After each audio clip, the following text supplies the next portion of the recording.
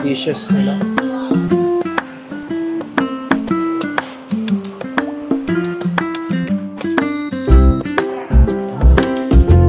Unahin muna natin itong egg tart guys. So, grabe po kung masarap. For 10 Hong Kong dollar siya.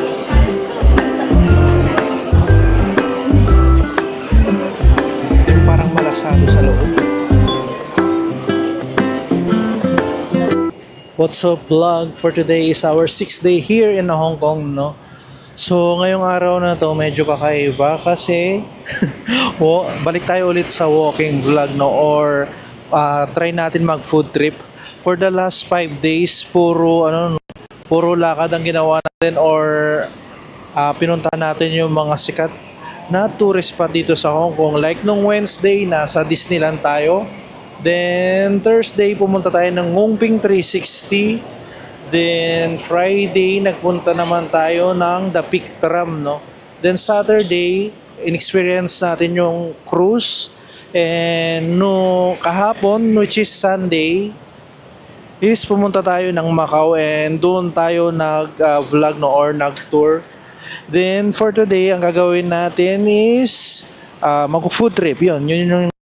And bumalik ako dito nga pala sa Yau Ma Tei Gai, no? Hindi ko sure kung Yau Ma Tei talaga yung pronunciation. Kung matatandaan nyo, nung first day, dito ako naligaw guys. So around 2 kilometers yung layo nito from Chungking Mansion. And naipakita ko na mayroong parang mga karinderya dito. And sabi ko, is itatry natin once, no? So ngayon, this is the day. Today is Monday. And sa ngayon yan yung itsura ng lugar, and pupuntahan natin yung mga karinderya dito kasi bandang Chungking guys, or about bandang Tsim Sha Tsui is wala akong nakikitang parang karinderya style na more on restaurant talaga. So ngayon dito tayo kakain ng late lunch guys. So yung pupuntahan natin ay yan, malapit na, no. Dito tayo ngayon kakain guys, no. So for 35 HKD, meron na siyang dalawang ulam and kanin. Pag 43 HKD naman, with rice na siya, pero tatlong ulam naman yung pipiliin mo. And yan yung mga selection of dishes. Nasa sa inyo kung ano yung pipiliin nyo. May mga karne naman sila and gulay. And ngayon, try na nating mamili, no, lunch tayo dito. Yan pa yung mga ibang dishes nila.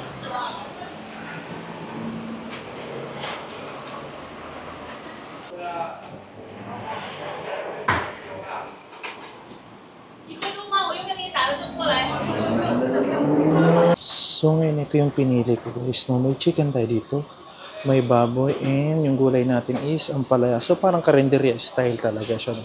And this cost 43 Hong Kong dollar, no? Ayan.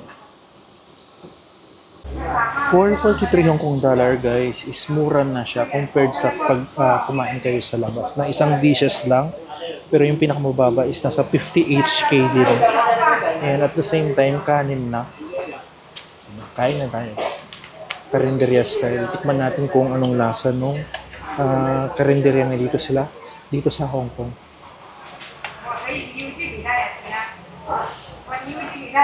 Unahin muna natin itong pork.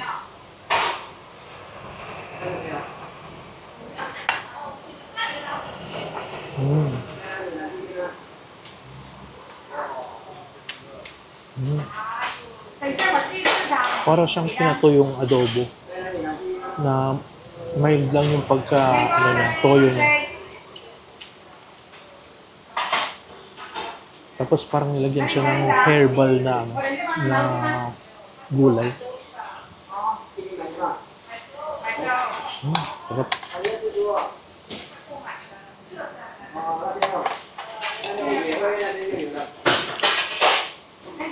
Yan, itong chicken naman nila.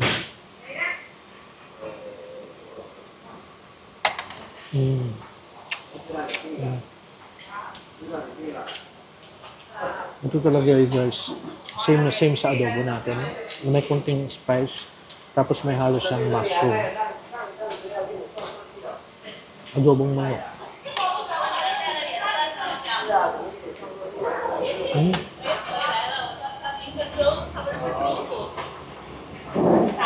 Tapos itong gulay naman.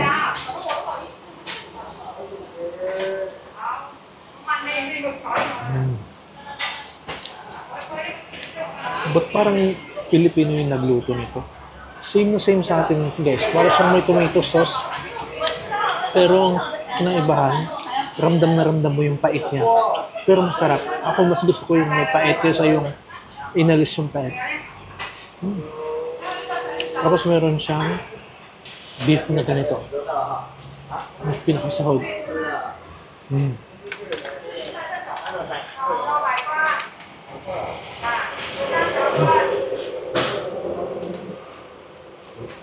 Yung amount lang nung pinakakanin is konti, no?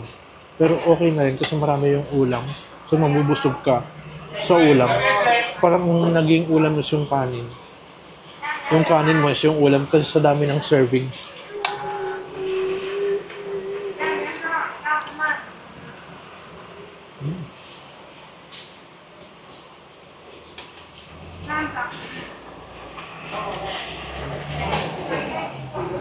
Sarap. Sarap. Ayan guys, tapos ko na siya. Finish, simot na simot. Kasi guys, yung luto dito is may pagkakaparehas talaga sa atin. As in, parang karinderya lang din talaga sa atin.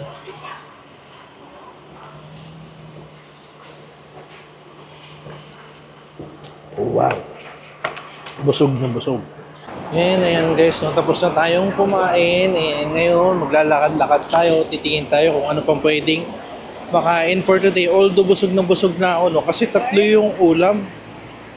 Parang sapat na sa akin. Meron din pang isang karinderya dito na katabi, no? Pero mas konti yung selection. Pero mas mura guys, no? 33 lang siya, oh, for 2 dishes. Parang more on chicken naman yung inaano nila dun sa karinderya na yun. Oo nga pala guys, may mga karinderya dito na tumatanggap ng octopus card, pero yung kinainan ko, hindi sila tumatanggap. So, cash lang. Yan. So, kailangan meron pa rin kayong hawakan na cash, no? Kung baka mamaya kasi ang hawak nyo lang is your credit card or yung octopus card nyo, then wala kayong cash, hindi kayo makakain. May mga tindahan talaga na hindi tumatanggap ng octopus card. Mas gusto nila ng cash. Pero mangilan-ngilan lang naman guys yun, no? So karamihan naman tumatanggap. Kahit yung mga na ganito, yung mga street foods, tumatanggap naman nila. Mangilan-ngilan yung mga hindi. Tapos kung kakaliwa kayo guys, nandiyan ang Yao Ma Taste Station, no? Ayan. Try naman nating lumipat sa kabila, no? Ayan yung Yao Ma Taste Station. Ayan, nandito na tayo sa kabila. May makikita tayo itong shopping mall. Momo ba yan? T-Momo. Shopping mall. Parang mga gamit-gamit na ganyan. Yan yung mga gusali na makikita dito. Dito sa bandang area nito, parang medyo luma yung mga gusali nila. No? Parang medyo lang. Pero hindi naman guys, actually. Ayan. Ngayon, pabalik na ako ng Simchachoy, no? So, nasa 2 kilometers yung to, kaya medyo malayo-layo. Yun lang yung pinunta ko doon, yung tikman yung karinderya nila para maano nyo rin kung ano yung lasa nung ano nila, no? So, same lang talaga sa atin. Ayan. Then, merong Public Square Street dito, no? Ayan, Public Square Street, Rest Garden. Try natin akyatin since nadaanan na rin lang naman natin, no? Yan, okay. Dito yata nag-rest yung mga lolo-lolo, no? Naglalaro sila, oh. Parang dama ba ang tawag dyan? Yan. In fairness dito, maano, no? May hangin-hangin. Karamihan nga ng mga nandito is mga lolo talaga. Ayan, mga lolo-lolo. Dito sila nagtitipon-tipon. Nagbabanding-banding, di ba? Parang hindi siya yung typical park na magkahalo yung mga pumupunta rito, mga kabataan, ganyan. Dito more on mga grandpas. Yan. Baba na tayo ulit. Tuloy na natin yung ating paglalakad-lakad. Pero at least meron silang ganyang park no, kung saan pwedeng mag-banding-banding yung mga grandpas, ganyan, yung mga lolo-lolo, ganyan, lola. Pero more on mga lolo ang nakita ko doon, walang mga lola. May nadaanan akong street food dito. Kaso busog pa kasi ako, guys. Ayun. Diba? Tapos, mayroon ding bakery dito. Ayan. Pero as of now, kailangan ko muna magpababa nung kinain ko kasi busog pa ako. Sayang naman. Pero marami pa naman tayong dadaanan. Gaya nga ng sabi ko, 2 kilometers itong lalakarin natin. So, pagdating natin doon, malamang sa malamang, medyo, wala na yung busog natin. Kumbaga, may kasamang exercise na rin itong ginagawa natin. Correction nga pala doon sa sinabi ko kanina na pang 6 day natin ngayon. Which is 7th day na palat natin ngayon. Kasi may 2 days na lang ako natitira, guys. 9 days ako dito sa Hong Kong. Medyo gutom siguro ako kanina kaya ganun yung naisip ko. And right now, dahil busog na tayo, gumagana na yung utak natin, no? So, yan. Pakita ko muna sa inyo yung nagtataas ang building dito. Dito naman sa Nanking Street, guys, sa Yao Me Tai, kung nakita nyo itong ano to, meron din ang titinda dito. Yan, grabe. Mukhang mas masarap dito at mas marami silang selection of food. No? Hindi ko kasi nakita to kasi nasa kabilang side ako. Ayan yung pricing nila. Minimum spending is 40 Hong Kong dollar. And as you can see, pay first, cash only ang nakalagay, no? Ayan yung pangalan, guys, Kuen Fat Kitchen. And yung pricing nila is medyo mas pricey siya. Yung dalawang ulam is 40 Hong Kong dollars. Then, pag tatlong ulam is 50 Hong Kong dollars. So, magdadagdag ka ng konti doon sa kinainan natin. Kasi yung kinainan ko is 43 Hong Kong dollar for, tatlong ulam. Pero sa nakikita ko, parang mas masarap yung mga selection of food nila dito. And, mas maraming tao yung kumakain talaga. And to the fact na mas malapit ito doon sa kinainan ko. Nandun kasi ako sa right side kanina, guys. Nasa left side dito. So, kung nakaharap ako sa inyo, so nasa right side siya. Nasa left side kasi ako, kasi yung nakita ko is yung doon sa left side. And mas malayo pa. So, meron palang mas malapit. Nanking Street, guys, no? Dito rin sa Yao Me Tai. Ngayon, dito sa area nito is Jordan na, guys, no? Ayun yung Jordan Station. Diba? Dito sa Jordan Station, guys, may napansin ako dito sa kanan na parang, may mga nagtitinda na mga damit-damit doon or tiyanggihan. Ayan. So, try natin i-check kung ano yung meron doon. And guys, habang palapit tayo, may napansin din ako nagtitinda ng andito parang kare-karinderya. And 32 Hong Kong dollars yung nila. Yung may 2 dishes. Mas mura dito, no? Pero dito, wala silang dine-in kasi wala silang pwesto. So, ibig sabihin, more on take-out sila. Tapos may katabing, dito, bakery, pang sasarap. Parang ang sasarap, oh.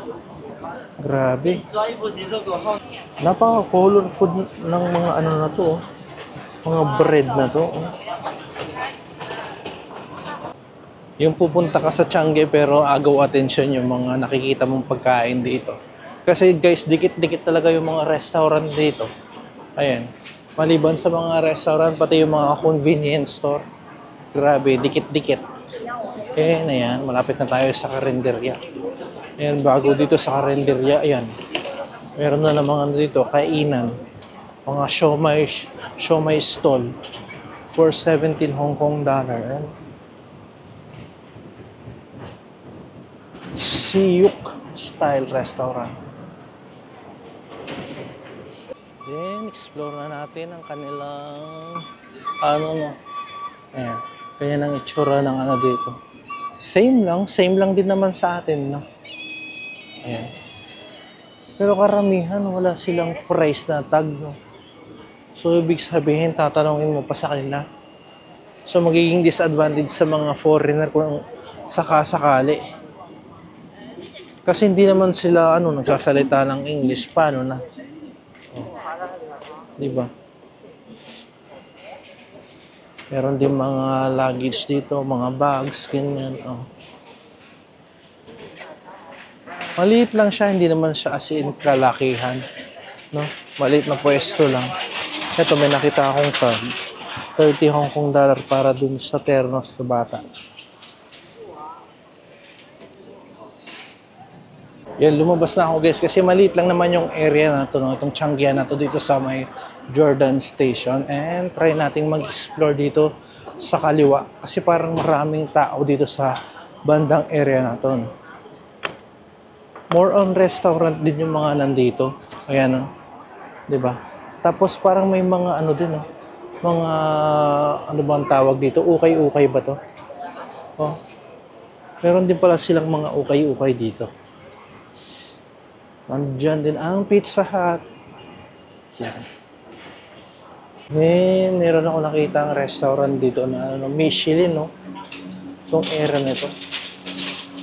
From 2018 to 2025. Parang noodles, siya. Noodles restaurant. Yan. Check nga natin. In fairness, maraming tao doon rin, no?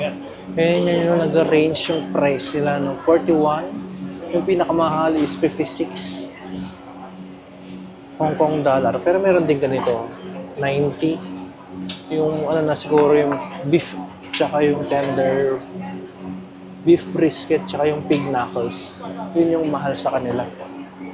So, ayan. Ngayon di natin matatry kasi busog pa nga ako. Napansin ko na cash only lang din sila. Maganda sana kung matikman natin, no? Kasi awarded siya ng Michelin. Biruin mo ilan yung Michelin star nila. 2, 4, 6, 8. 8 Michelin star ang meron sila. Wow, sigurado masarap yun. Kasi recognize sila. Kahit busog pa ako, try nga natin itong mga tart nila, guys. This one. So, kumuha ko ng isa nito at saka isa nito. For 10 Hong Kong dollars. Then, ito. Yan.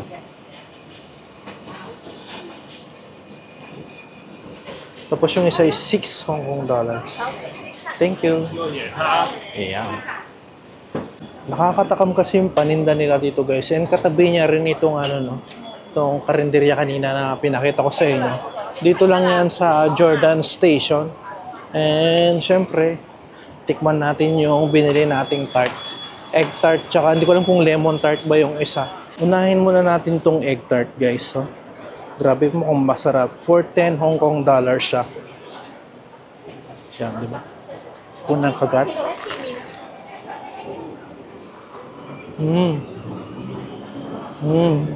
Crispy yung pinakaano niya, guys, dito.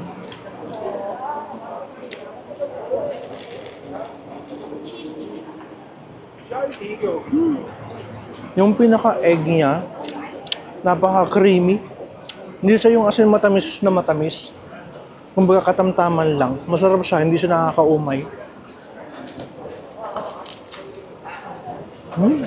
Ayan guys, bulaga. Hindi ko ma-enjoy kanina kasi naglalakad ako habang kinakain ko tong tart ko. No? So naganap ako ng pwesto. Nandito ako ngayon sa Kowloon Park. Since may pwesto dito, dito natin i-enjoy itong egg tart na binili natin. No? Ayan. So nabawasan na kasi kanina tinatry kong kainin sana doon. Ang problema, hindi ko talaga, hindi ako komportable. Ayan. Tuloy na natin para mas ma-enjoy natin.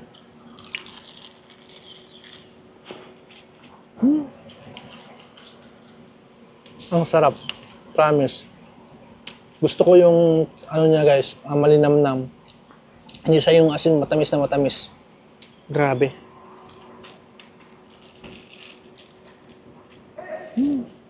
Buli nilang bumili ako, no? Sarap. for 70 pesos. Yung 10 HKD is 70 plus pesos siya guys, no? Yan.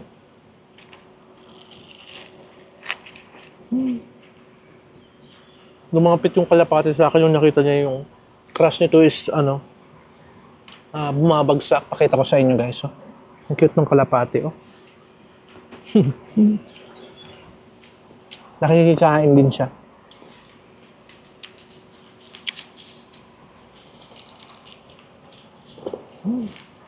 Kung natatandaan nyo guys, itong part na to ng Kowloon is yung mga nila, no, yung comics na mga bida nila or yung mga manga nila, parang ganun.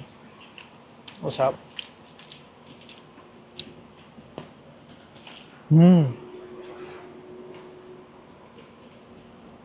Masarap.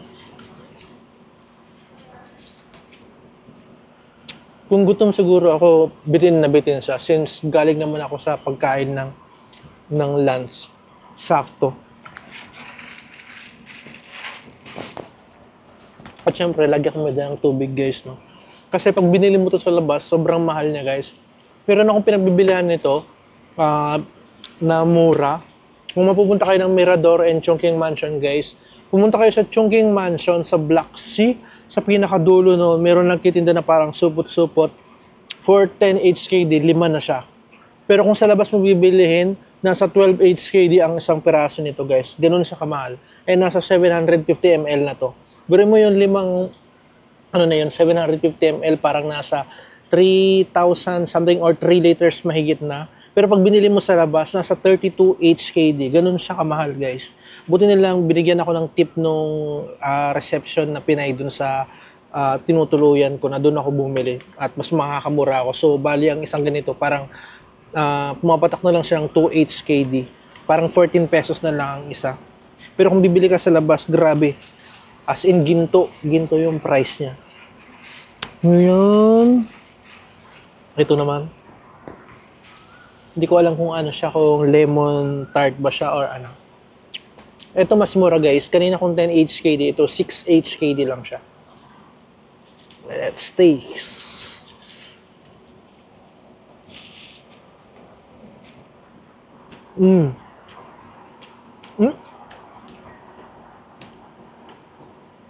Ba't ganun? Para siyang egg tart din. Tapos mas mura pa siya. Tapos ito, mas softer yung pinaka-breadings niya. Kung kanina, crispy, ito mas softer siya. Oh. May init-init pa, bagong luto guys. Parang egg tart din siya. Ba't kailangan nakakunot mo, di ba? Masarap. Saktong-sakto yung tamis.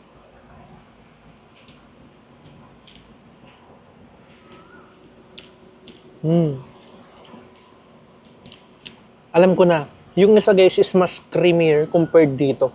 Kumbaga mas light siya. Kaya siguro mas mahal yung isa. Pero parehas lang silang egg tart.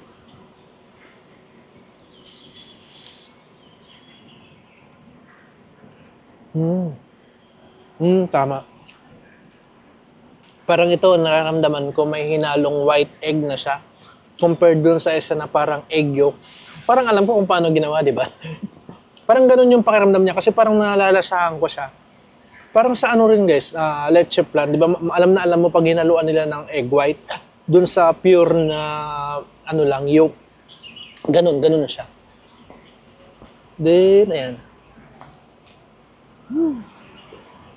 Simut sarap. Ayun, ganun lang kabilis. And pakita ko lang sa inyo saglit guys. Although na-feature ko na to nung first day ko dito sa Hong Kong, itong Kowloon Park na to, ayan. Kung gusto nyo mapanood yung buong vlog ko ng Kowloon Park guys, and kasama yung Victoria Harbor, pwede nyo panoorin dun sa day 1 ko guys. No? Ayan. Sarap, sold. And syempre dahil tapos na tayong kumain, ito yung pangalan nung ano guys, Hong Kong Avenue of Comic Star. Yan, yung area na to. Then, baba na tayo ulit and lalakad-lakad. Yun din yung una kong vlog guys, no? Nag-walking tour lang ako dito sa Kowloon Park tsaka ano kasi yung first day nga or yung biyahe sobrang nakakapagod. And today syempre ayun walking tour ulit and food trip gawa ng yung 5 days natin dito or 6 days na talagang puro pa siya lang ginawa natin and nakakapagod talaga. And ngayon medyo relax lang tayo. Ayan yung pinakaharap nitong ano na to, no? Area na to. Ayan. Just in case na pumunta kayo dito, nag-open siya ng 5 a.m. until midnight. Ayan. And I'm back guys, no? So ngayon, 8:15 na, nagpahinga ako saglit after nating kumain dun sa Kowloon Park no egg tart, no? Ngayon naman, ang i-dinner natin is Ichiran. Yun ang gusto ko kasing tikman actually guys. And ngayon, nasa harap na ako ng Ichiran restaurant na matatagpuan sa likod lang ito ng Chongqing Mansion guys. Just in case na gusto nyo rin kumain ng Ichiran guys, likod lang siya ng Chongqing Mansion. Ayan. So ito yung pinakalikod, no? Ayan yung restaurant. So nag-open sila dito ng 9 a.m. hanggang until 3 a.m. no? Yung dine-in nila. Ayan, pasok na tayo guys. Isa sa mga gusto ko talagang tikman itong Ichiran, no? So, isa ito sa mga brands nila dito sa Chimchachoy, guys. And let's go. So, close na yung private room nila, no? Sa mga na lang, parang public. Ichiran yata, at saka yung Ichiran. Pag sinabing Ichiran, it's yung mga private room nila. Ito man dito, pero ngayon is naka-close daw. Ngayon, dito tayo sa pang-public. Anyway, nandito na tayo. Sige, let's go. So, marami silang customer ngayon, guys. No? Pinaghihintay nila kami dito. Kumbaga, may waiting time. And grabe, daming taong kumakain. Guys, nakapag-order na ako. And hinihintay ko na lang yung order ko. And dito, grabe. Through online yung nito, i-scan mo tong na to, QR code na to, then diyan ka mag-order, then it's either magbabayad ka through Visa card, Mastercard, or pwede rin yung Octopus card. Pag Octopus card, dun ka sa counter magbabayad. So lahat automatic dito. Okay. Then dumating na yung ating side dishes. Yan. So hihintay na lang natin yung ramen natin. Kung ano na lang yung recommended or yung number 1 recommendation nila, yun na lang yung in-order ko. And yung binayaran ko, Gcash ang ginamit ko is 166 Hong Kong dollar plus 10% service charge. So 183 Hong Kong dollar. Sa peso is nasa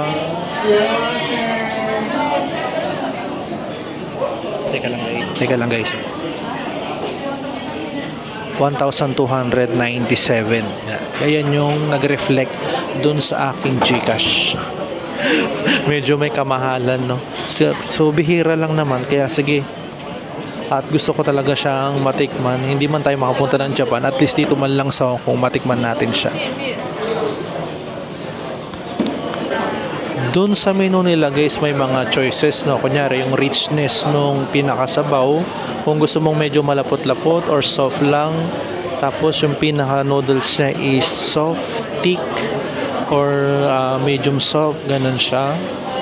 Then ano pa ba? And kung yung spiciness niya is mild o wala siyang or gustong-gusto mo yung manghang, ganun siya. Makikita mo naman doon and ikaw ang magse-select. And madali lang naman siya actually. And sa ngayon, full pack pa rin yung tao as of 8 o'clock, no? Grabe. And marami din talaga mga Pinoy na nagtatry din dito. Yung mga nandito sa table na to, mga Pinoy yan guys. And let's wait. And dumating na yung order natin guys. Ayan.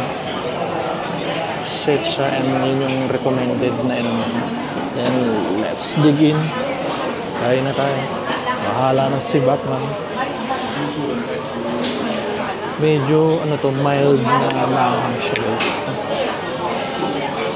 Halo-haloyin muna natin.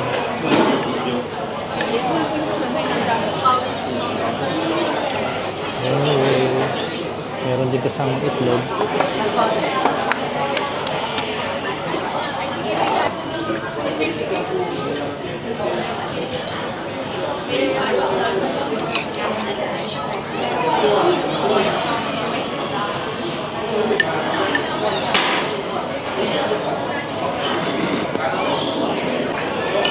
Akala ko kanina guys, kailangan set yung bilhin mo, no? Or may minimum na, no? Wala naman pala. Pwede naman palang yung Ichiran ramen lang yung kakainin mo. Yun tuloy, ang in-order ko may set. Napamahal tuloy ako. Pero anyway, okay lang. At least, di ba? Ayan.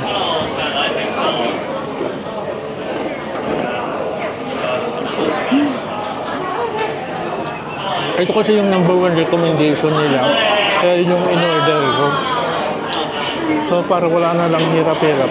Diba? Meron pang mas mahal actually.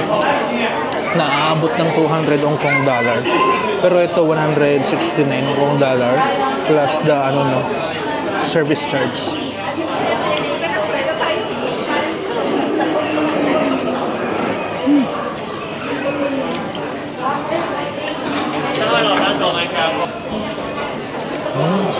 Grabe, ang ganda ng pagkakaluto ng nila, itlog. Yung parang malasado sa loob.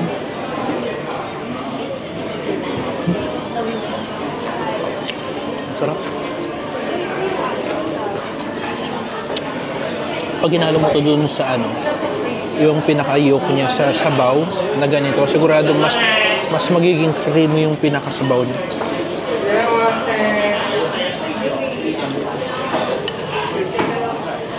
Sabi ko na nung hinalo ko yung yolk ng itlog dito sa pinaka niya, mas creamer na siya.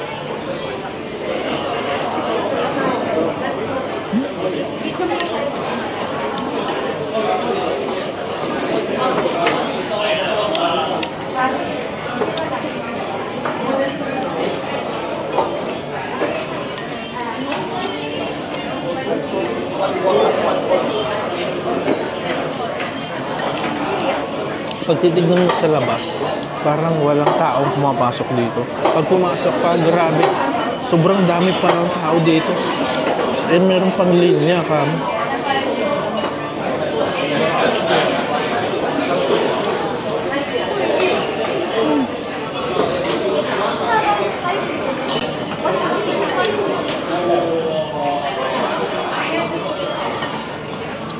And ayan guys, tapos na akong kumain dito sa Ichiran restaurant, no?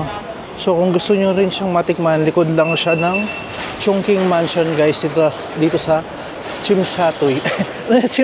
Chimsatoy. Ayan. Sobrang busog, as in serve na serve guys. Ganun pala siya, no? Talagang masarap din pala talaga siya, kaya maraming kumakain doon and maraming gustong makatikim. Kung tatanungin nyo ako guys kung uulitin ko pa siya, gusto ko siyang ulitin, pero for the price parang wag na lang.